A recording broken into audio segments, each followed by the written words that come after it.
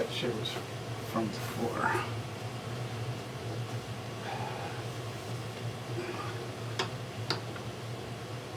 Okay, I'm going to try to keep this as short as possible. And I want you to know right off the bat that, you know, you offered me to be your friend.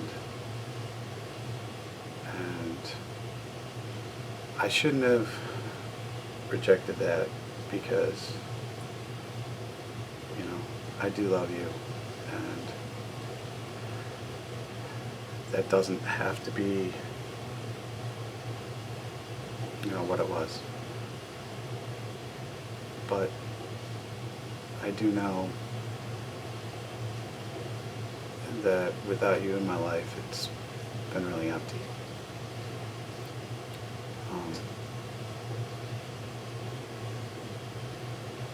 I mean, yeah, it was great and everything, but it's not now. And love is not just intimacy and sex and passion and stuff like that.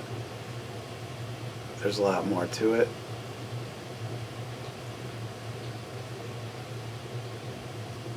And I mean, I'm not going to be your ducky.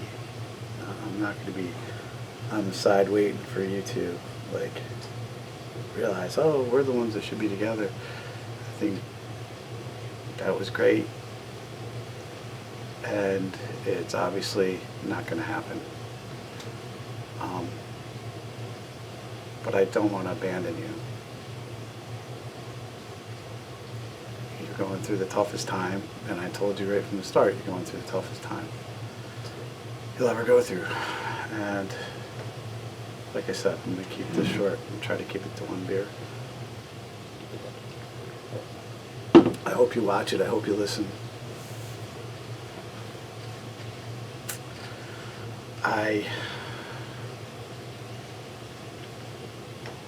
Sorry.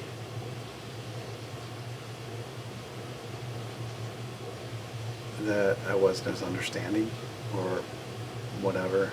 I know somehow I lost your trust. If you see the longer videos that I made, it'll be pretty obvious that I was racking my brain. I mean, I think I got 2 hours of videos of trying to explain what the hell happened, what the hell happened. But in the end, it doesn't matter. In the end, I miss you as a person. I miss your quirkiness. I miss your laugh, your smile. And if things aren't going to work out with us that way, not because I didn't want them to. Maybe because I wanted them to too much. But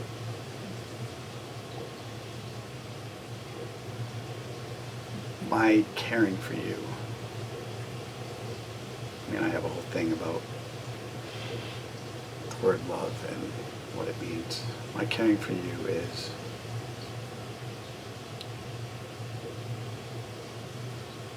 not going away.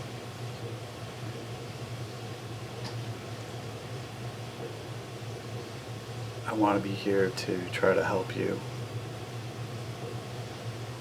I mean, I think I've given you the best advice over the last 6 months.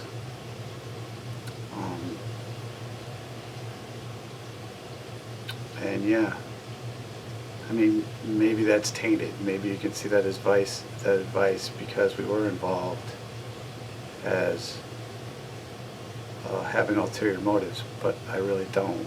I mean, I do. I'm in love with you, and I just want to start it off by saying, you know, that was all great. I mean, it's to me it was amazing, and I wanted it to last forever. And you know, the circumstances, and I wrote this in a text that, you know, I know a lot of times you didn't read my text because I was always the hidden one, and God forbid, nobody wants me to see me with you, and I understand, you know, what people think means a lot to you. That's not the most important thing. The most important thing was that, you know, I love you with agape. You know, the Greeks had 4 different words for love, and we should have even more.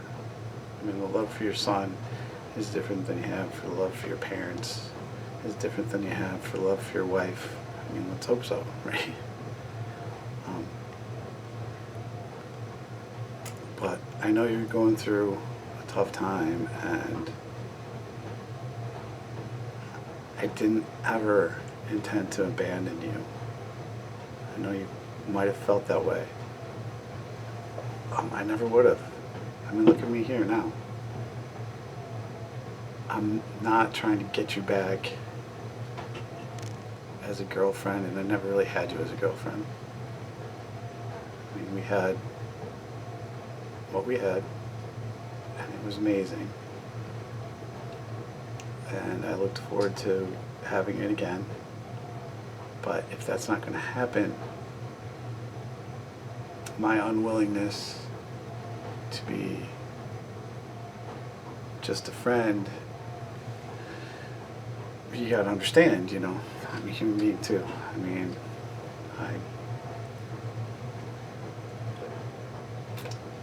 there was jealousy involved and everything, but you gotta understand how I reacted. I didn't react like an idiot, and I didn't grab your cell phone from you and lover came up on it, and I didn't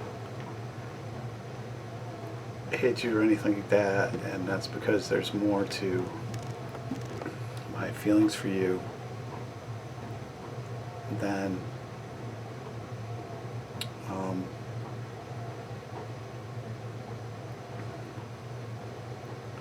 anything. And I just want to make sure that you're headed down the right path. I know you're going through a lot. You're in the midst of not being able to be with your daughters. And I mean, there's selfish reasons too. I mean, you are my best friend. I don't want to lose my best friend. I don't want to be cut off from my best friend because I give an ultimatum and say, it's got to be this way. Because my caring for you runs much deeper than that. Alright, that's not to say I'm not a man, and I didn't love our time together. But if that is off the table, and it's obviously off the table,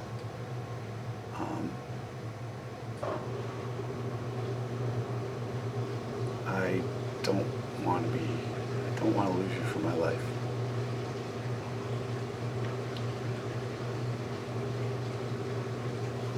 I'm not going to get into my frustration at the time, my disappointment, my jealousy, my wondering what's going on. I made mistakes.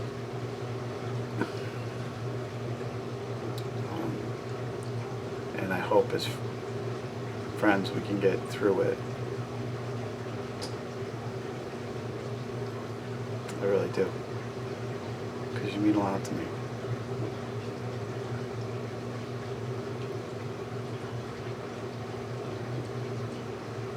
And anyways, okay. One thing, I want you to be able to heal. I don't want you to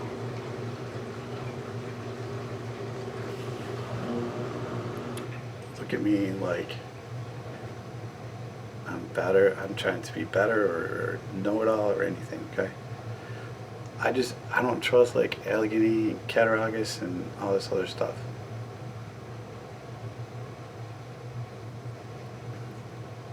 Maybe you can see my caring in this, and maybe you'll hate my guts, but I don't want you to hate my guts. All right, I know it's a really tough time for you, and I've contributed to it, and I apologize. But I was never going to abandon you. Okay, I was never going to. I always wanted you in my future.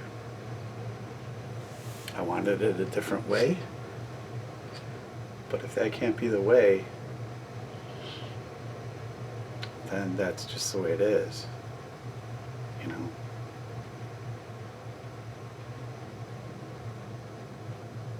So, that being said, again, I worry about that you're going down the right path.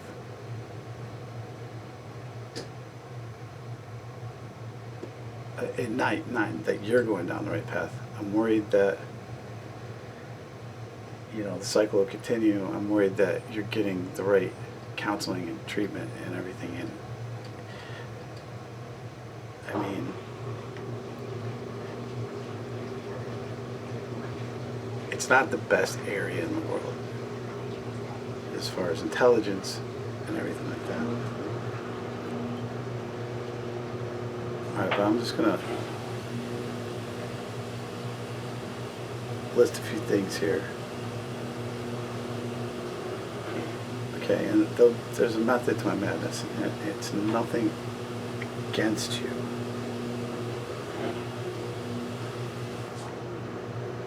At all.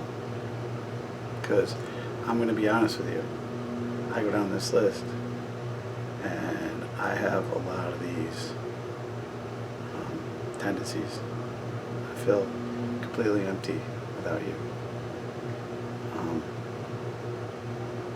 I think I'm more codependent. But personally, I think that's a good thing, because I think that my existential view of life is actually about the relationships we have and the people that are close to us, like me and my sons, you and your daughters. And what else is life about? It's not about, you know, being Jeff Bezos and having all the money, or being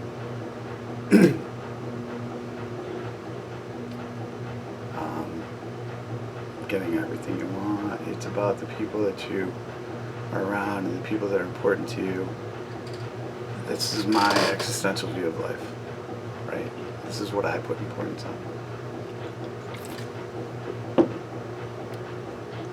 Anyway,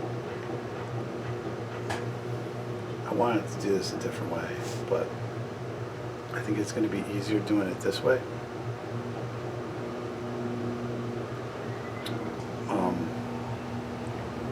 I'm going to skip number 1 right now, but I'm going to put number 2. And again, I want you to realize I tick off a lot of these boxes myself. Maybe that's why I understand the way I do. And also remember that I'm probably one of the smartest people you know. I've studied this shit for a long time, but unfortunately I didn't study this for a long time. So I'm start with number 2, which is intense.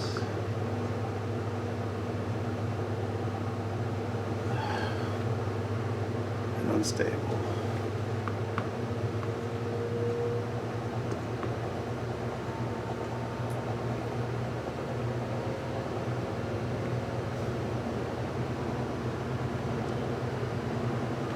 Relationships.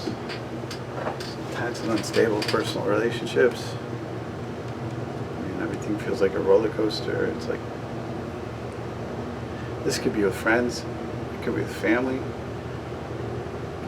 it could be with people you work with. Obviously, romantic partners.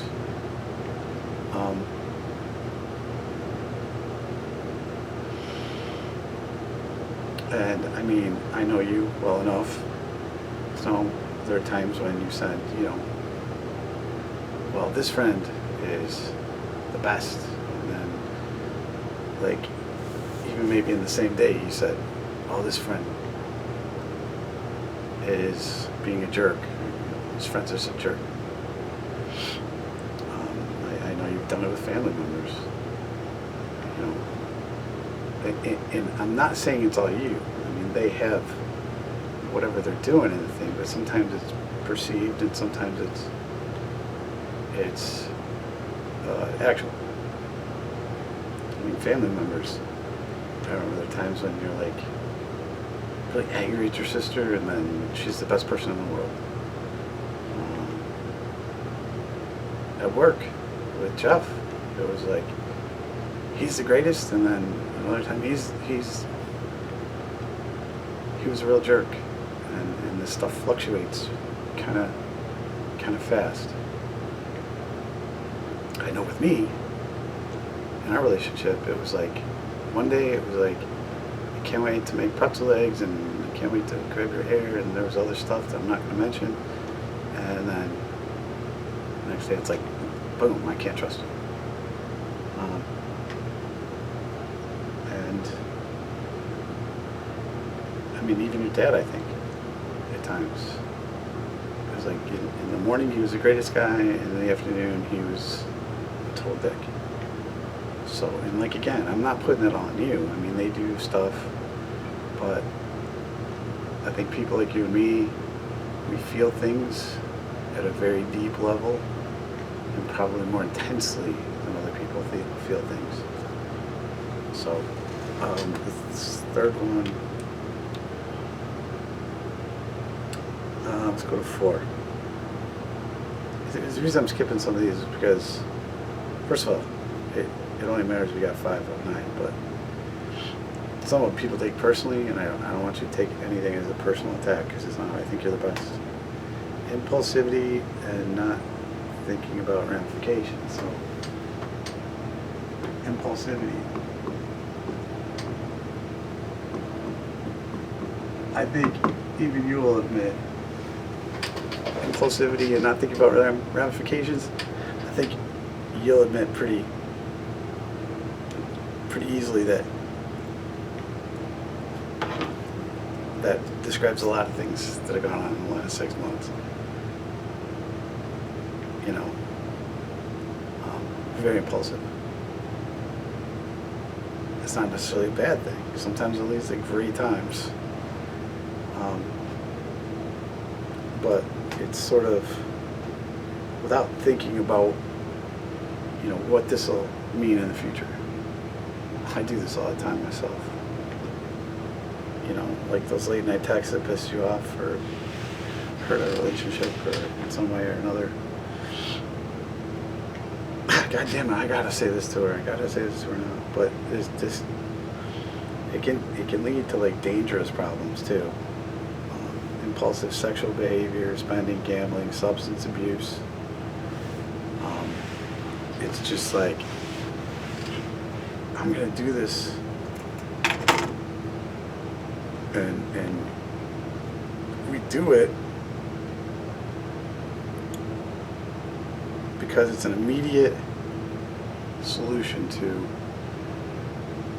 the increased sensitivity and feelings that we have that get overwhelming, and anxiety that get overwhelming, and it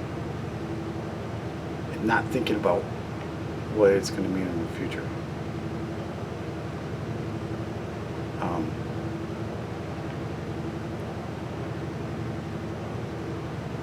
I mean, both you and I have done this. I mean, again, I don't think I have to explain impulsivity.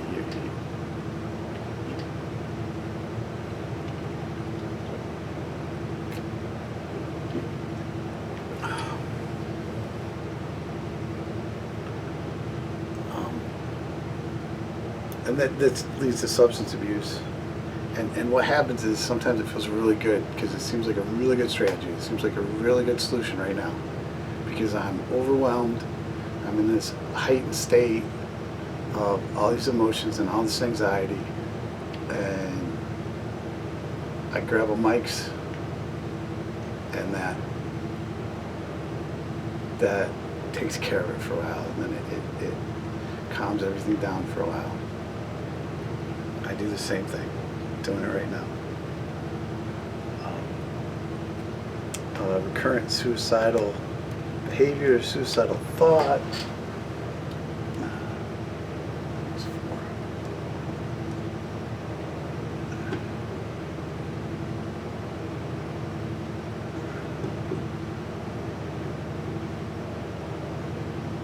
And I'm just going to put thought here because obviously we both have that, and I don't think either one of us would ever do it. I certainly hope you wouldn't. That's one of the reasons I want to remain your friend and be here for you no matter what, because when I say I love you, I want you to know I don't expect anything to come out of the relationship except for to continue our deep friendship and realize that you can trust me. I mean, I don't rack my brain over shit like this about someone that... Anyway, the problem is that sometimes it gets so bad that you might act on it, or you might act on it just for attention, or you might just feel overwhelmed to the point where you act on it. I mean, I know as much as anybody.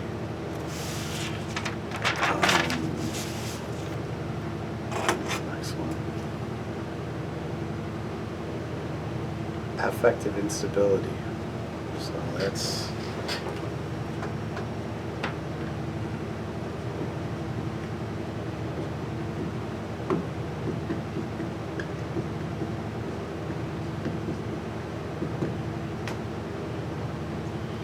So, affective instability is like rapid shifting moods.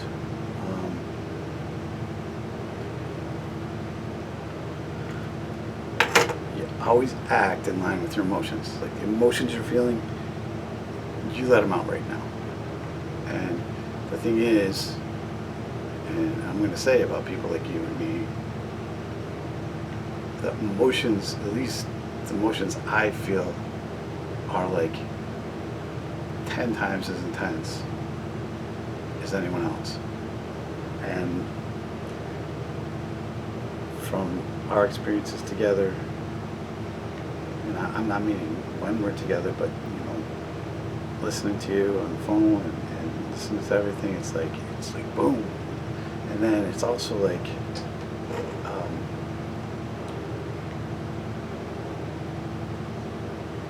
difficulty regulating them, like regulating moods. I mean, I've seen you go from depressed 1 minute to like, a few minutes later you're on top of the world. And the problem is, with a lot of this stuff, people are blaming it on alcohol, or people are blaming it on this, or people are blaming it on that. And the point is, those are symptoms of this. Right? Symptoms of and hyperreactivity, overreacting to things. I mean, I remember you telling me things, I'm like, yeah, it's not that big a deal. Oh yes it is, And I do the same thing. I do the same fucking thing. And the thing about this one is, and like, this is even before I knew this, because like I said, I've studied psychology, but not necessarily this, because I focus more on the narcissism thing, and that's why I could see what fucking Tony was doing every fucking step of the way, right? Because my wife and all that shit. And there is a lot of narcissist, borderline things that cross over as far as the way the relationships go, which are this massive idealization at the beginning, and then a devaluation, and then a discard. Both they're both cluster B in the DSM. Next one, chronic feelings of emptiness.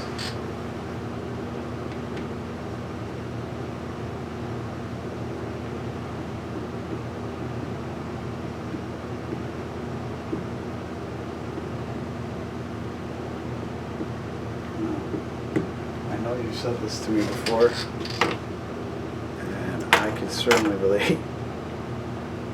And then what you do is you try to fill it up. You try to fill it up through other people. You try to fill it up. It could be shopping. It could be just spending money. It could be gambling. It could be, sex. But you try to fill up that emptiness inside you. But sometimes it's like you're and me. We're like a bucket and with holes in the bottom. And you try to fill it up and try to fill it up, and it just doesn't. You just feel empty. And then that's often confused with depression, which is, again, depression's a comorbid with this. It goes right along with it, but it's not what's going on. And that's kind of the issue that I'm worried about, is that people are going to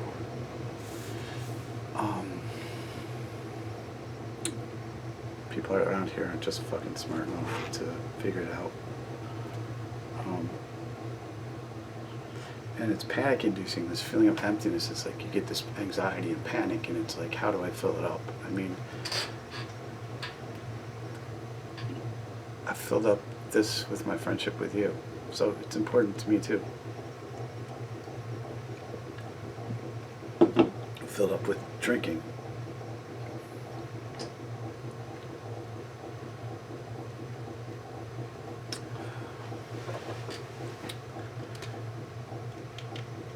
Inappropriate and intense shows of anger.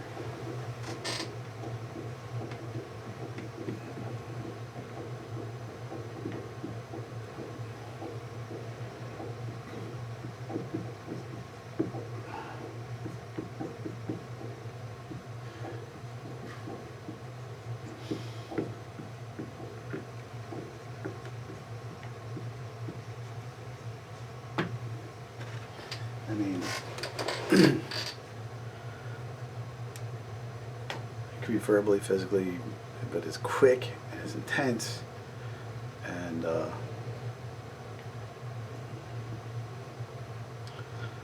really comes down to fears of abandonment. And what happens is this cycle, you get really angry and say something like, I'm going to shoot you in the head, or whatever, and then you get angry at yourself because you have the feeling like you're going to be abandoned, and then it could lead to feelings of want to self-harm or whatever. And these things can happen like within an hour. It happened to me the other day when I was at home. We had like an early Thanksgiving. My sister and my nephew came up, and like I was really upset because I hadn't heard from you since the day I was at the museum on Thursday, and this was Saturday, and I think I texted, so you didn't get it till later, and it's like you blocked me out totally, and I was just like really, really upset, and they wouldn't understand that I wasn't, I just was not in a good place. And my sister kept going like, happy, happy, joy, joy, oh, you gotta, it's like, I gotta leave. I gotta be alone right now. I can't put on this mask that everything's freaking okay right now. And then she kept at it, and I'm like, I pulled her aside and I'm like, look, I gotta be alone right now. And it's like, it went from me, trying to get through the day to, putting the mask on, playing everything's okay when everything isn't okay. and then boom. But obviously, we've had these episodes.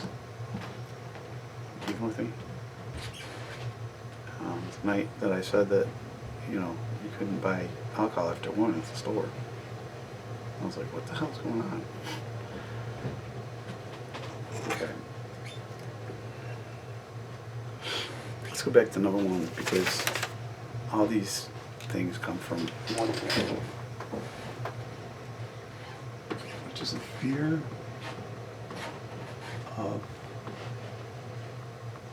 abandonment.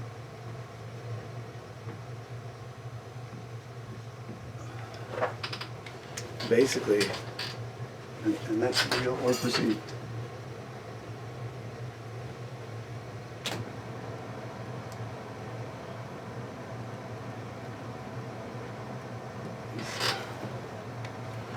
It's a really intense fear of abandonment.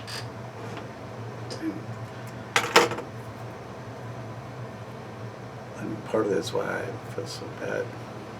Part of it is my codependency, because I don't think codependency is necessarily a bad thing, because, like I said, my existential view of the world is other people are what's important.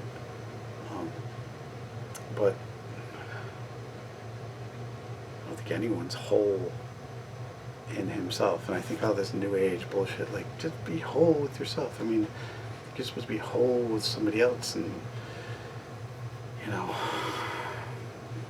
it's like the yin yang type of thing. But I honestly think that's at the bottom of why we didn't work out. Maybe not. I don't know.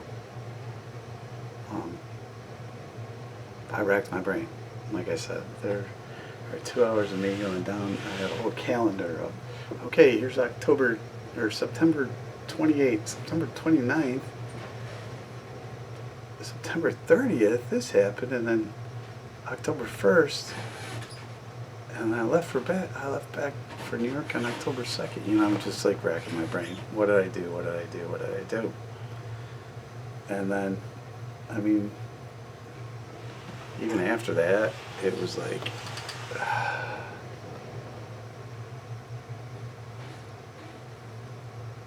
all the way down till the end. And I mean, fear of abandonment, it's like,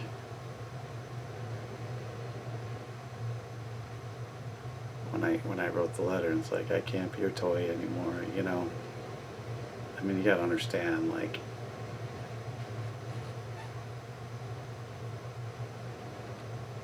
someone treats you like crap, and you go back to them, and someone threatens to, like, do this, and you go back to them, and it's like, what am I doing wrong? And I did feel that at the time, but it's like, anyway, back to, it's more like you've told me a lot of times. You get close to people, and the closer you get to them, the more you push them away. The reason people do this is because of fear of abandonment. So, like, if I get too close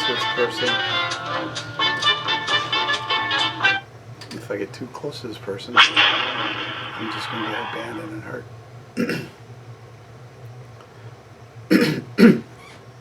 And Jesus, I'm just amazed that we kept such a good friendship when I went to Florida.